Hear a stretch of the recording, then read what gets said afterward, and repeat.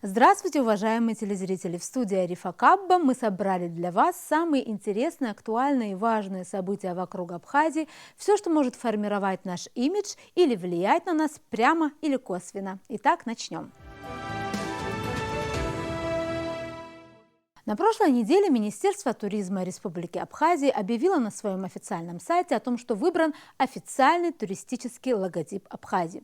Вот эта работа, по сообщению Минтуризма, набрала наибольшее количество голосов при онлайн-голосовании. Имя автора не называется, известно лишь то, что это дизайнер из Санкт-Петербурга. Из сообщения министерства также следует, что какое-то время назад на сайте Минтуризма проводилось онлайн-голосование среди вариантов туристического логотипа нашей республики. При этом также в сообщении ведомства значилось, что была создана и конкурсная комиссия, на суд которой было предоставлено 54 работы.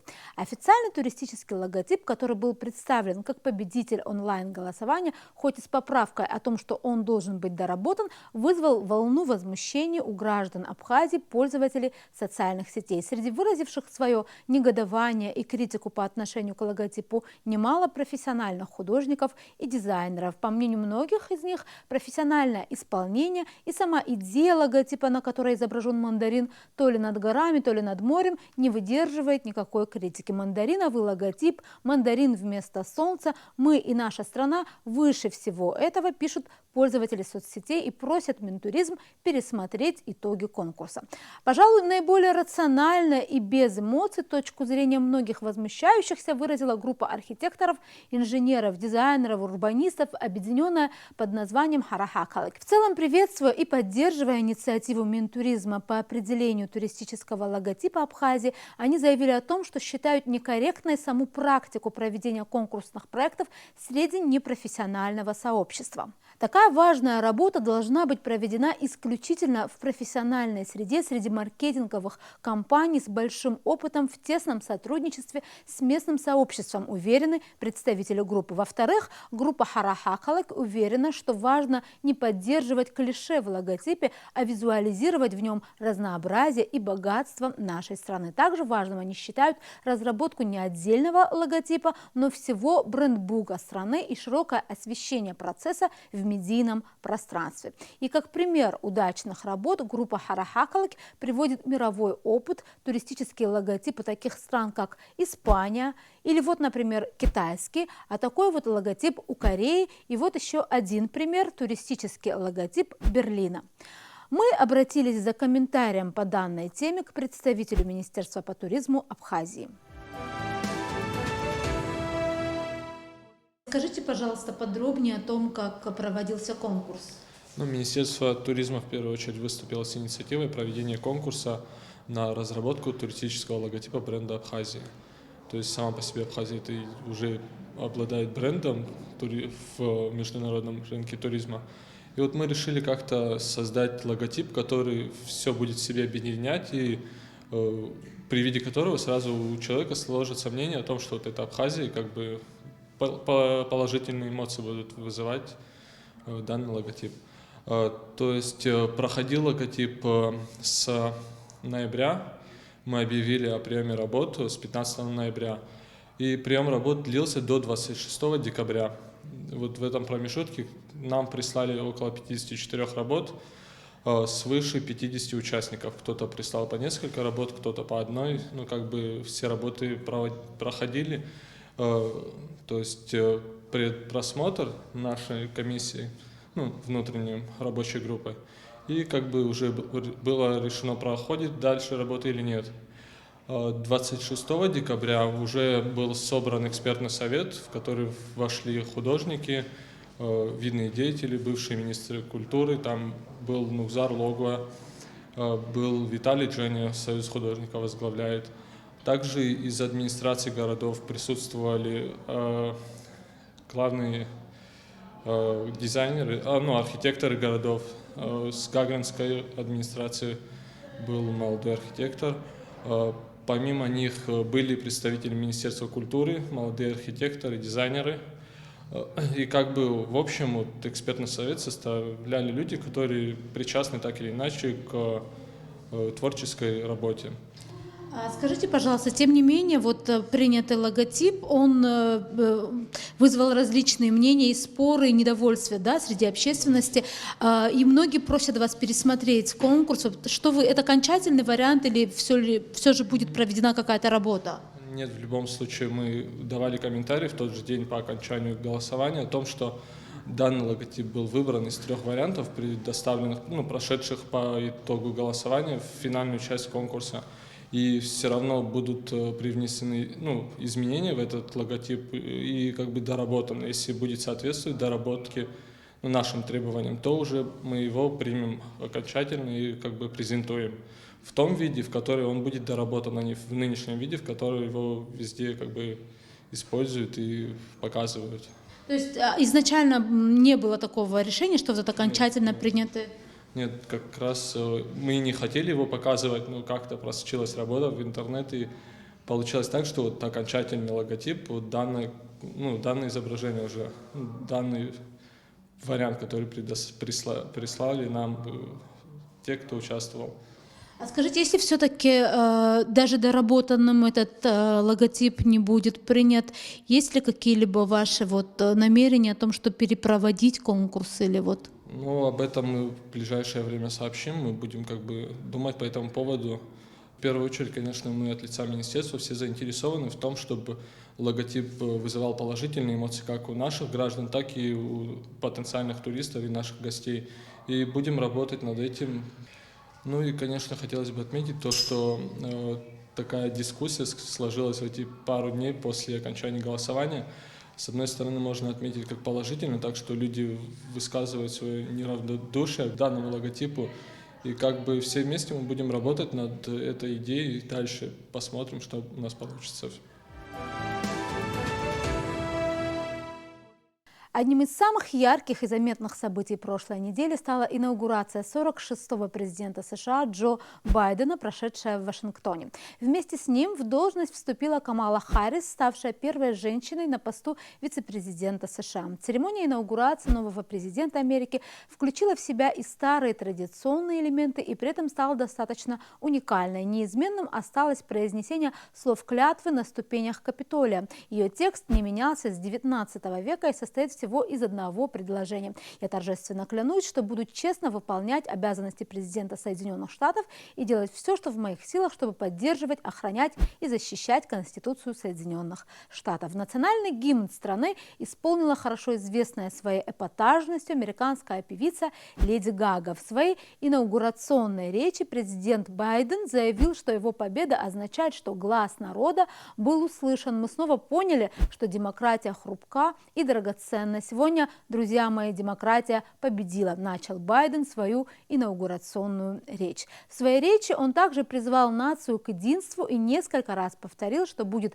стремиться объединить граждан США, став президентом для всех американцев. Традиционно особое внимание на инаугурациях приковано к образу первой леди Америки и обычно подвергается подробному анализу и наряд, и прическа, и, конечно, манера держаться. Так было отмечено, что новая первая леди США Джилл Байден и избранная вице-президент Камала Харрис выбрали для инаугурации наряды от молодых американских дизайнеров, тем самым поддерживая национальные бренды. И, конечно, главным аксессуаром первой леди и вице-президента, впрочем, как и для всех участников инаугурации, стали защитные маски, которые были выбраны в тон наряда. На церемонии инаугурации присутствовали и несколько предыдущих президентских пар: Барак и Мишель Обама, Лора и Джордж Буш, Билл и Хиллари Клинтон, и только Дональд и Мелания Трамп не почтили своим присутствием церемонию вступления в должность нового президента страны, о чем было заявлено заранее. Параллельно ожиданию инаугурации вся Америка следила и за тем, как Дональд и Мелания Трамп покидали Белый дом. Прощальная речь Трампа, как всегда, отличалась эксцентричностью. Трамп поблагодарил собравшихся на летнем поле членов его семьи и сотрудников администрации. Он также говорил о своих достижениях на посту президента. К собравшимся обратилась и первая леди Мелания Трамп. Среди своих заслуг Трамп назвал и успехи в борьбе с коронавирусом, который он вновь назвал китайским вирусом. коронавирусом. Более 400 тысяч жителей США умерли в результате осложнений от COVID-19. Демократы считают, что уходящий президент в ответе за это, но Трамп видит ситуацию иначе. Цитата: «Мы совершили медицинское чудо, и это чудо называется вакциной», — сказал Трамп. Дональд Трамп пожелал успеха новой администрации, хотя и не назвал Джо Байдена по имени, отмечают все СМИ, усматривая в этом особый умысел. Он также не преминул противопоставить свои действия планам Байдена. «Надеюсь, они не повысят ваши налоги, но если повысят, я вас предупреждал», — сказал Трамп. Демократы обсуждают планы повысить подоходный налог для самых богатых американцев. Кстати говоря, неприсутствие Дональда Трампа на церемонии инаугурации нового президента хоть событие и редкое, но не беспрецедентное в истории США. Так, предшественника не было и на вступлении в должность Томаса Джефферсона. Также президент Никсон после Уотергейтского скандала не участвовал в инаугурации президента Джеральда Форда. Были и экстраординарные случаи принятия присяги. Например, после убийства президента Джона Кеннеди присягу на борту самолета принял Линдон Джонсон, и рядом с ним была уже бывшая на тот момент первая леди США Жаклин Кеннеди в твидовом костюме от Шанель в каплях крови ее мужа. Это историческое фото известно многим. Нынешнюю церемонию вступления нового президента США тоже в каком-то смысле можно назвать экстраординарной. Во-первых, потому что большей частью она проходила онлайн, а во-вторых, из-за невероятных доселе мер безопасности, предпринятых до начала церемонии. 25 тысяч человек было задействовано в обеспечении безопасности церемонии в сравнении с 8 тысячами, которые участвовали в прошлый раз при Трампе. По словам наблюдателей, то, в каких условиях проходила церемония инаугурации, говорит о довольно серьезных противоречиях внутри американского общества. Предлагаем вам посмотреть самые главные моменты инаугурации еще раз в видеоматериале компании РБК. Такая инаугурация президента в США случилась впервые за 120 лет. Никогда еще в истории Америки не было сразу столько нарушений традиций и уходов от привычного сценария церемонии, которая всегда воспринималась как зрелищное шоу.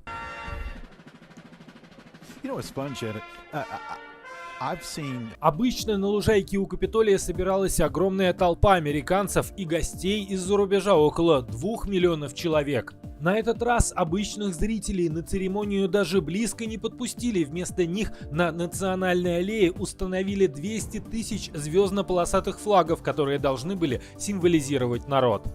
Инаугурация прошла в усеченном формате по двум причинам. После погрома в Капитолии сторонниками Трампа все еще сохранялась угроза повторного нападения и беспорядков, но главным поводом для повышенных мер безопасности стала пандемия коронавируса. На всех присутствующих были маски, исключением стали только моменты, когда кто-то брал слово у микрофона или исполнял песню. Почетная роль спеть первый куплет гимна США в этот раз досталась Леди Гаге.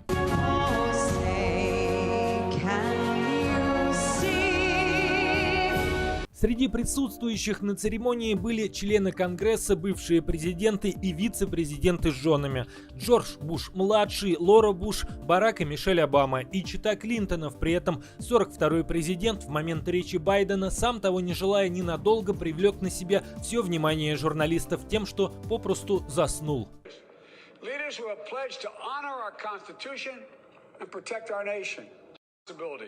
В остальное время церемонии все взгляды были естественно прикованы к главным героям события. И если Джилл Байден сопровождала мужа на публике на протяжении всей его долгой карьеры, муж Камалы Харрис стал поистине уникальным персонажем в истории США, первым, вторым джентльменом.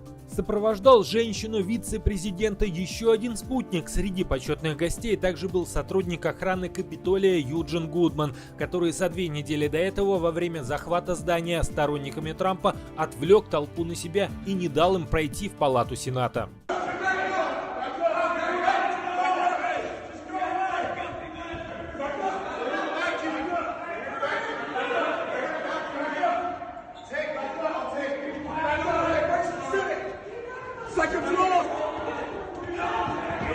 Гудман в качестве почетного караула проводил Камалу Харрис к подиуму, на котором она должна была принять присягу. На церемонию пришел экс-вице-президент Майк Пенс и даже многие республиканцы. А вот Дональд Трамп на инаугурацию так и не явился, однако он оставил в овальном кабинете Байдену прощальную записку, которая оказалась настолько личной, что 46-й президент не стал озвучивать ее содержание. Президент написал очень щедрое письмо, поскольку это было личное, я не буду говорить об этом, пока не поговорю с ним, но это было великодушно. Через полчаса после официального вступления в должность Байден воспользовался одним из своих первых полномочий, запостил сообщение на официальной странице в Твиттере, заявив Америке: «Мы не можем позволить себе терять время, когда нам предстоит решить столько проблем». На этом сегодня все. Мы продолжим следить за всем интересным и важным, что происходит вокруг Абхазии. До новых встреч в эфире.